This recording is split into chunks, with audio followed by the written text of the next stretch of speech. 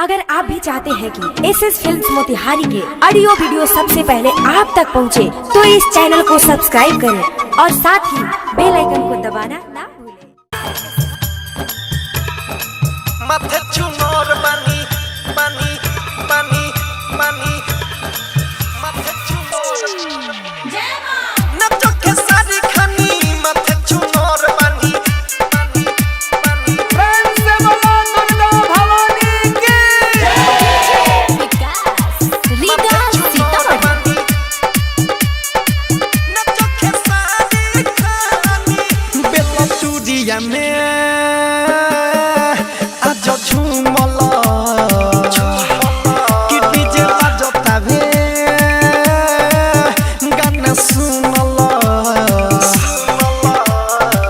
सरम तबे आगे बढ़म माई के दीवाना बारो जनतनी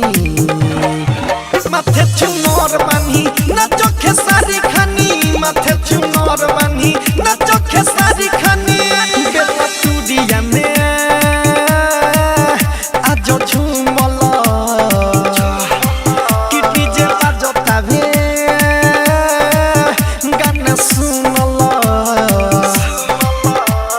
छोड़ला जो सरम तबे आगे बढ़म माई के दीवाना बारो जनतनी माथे चुनर बानी नचो खेसारी खानी माथे चुनर बानी नचो खेसारी खानी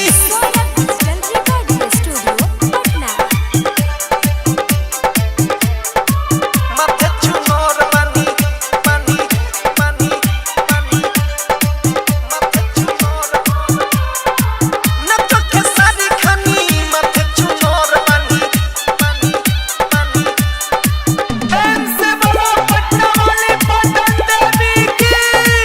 माथे चुनर बानी नचो खेसारी खानी हो लम्मा लागल लागिन सभे बमाई के पुजरिया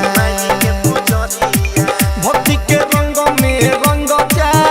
धीरे धीरे बढ़ी करिया ए हो लम्हा लागल लाइन सभे बमाई के पुजरिया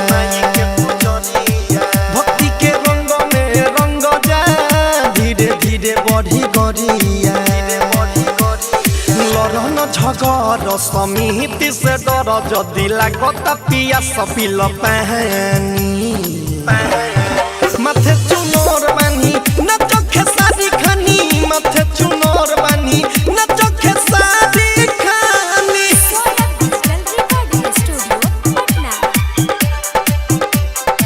माथे चुनर बानी बानी बानी बानी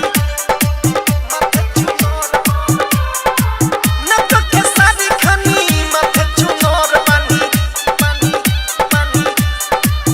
प्रेम से बोलो पटना वाली पटन देवी की माथे चुनर बानी नचो खेसारी खानी हो राइटर संजय सराबी हो जान तू मोतिहारी जिला के निकलल बाजुलू सुन न राइटर संजय सराबी हो जान तू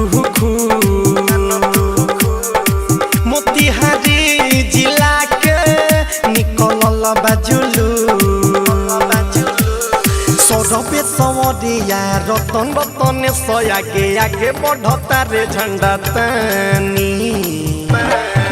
माथे चुनर बानी नचो खेसारी खानी माथे चुनर बानी नचो खेसारी खानी बेला स्टूडियो में आज झूमल कि डीजे बाजतावे गाना सुनल तो छोड़ला जो सरम तबे आगे बढ़म माई के दीवाना बारो जनतनी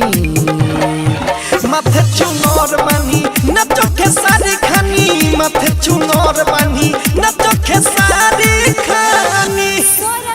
डिजिटल रिकॉर्डिंग स्टूडियो पटना।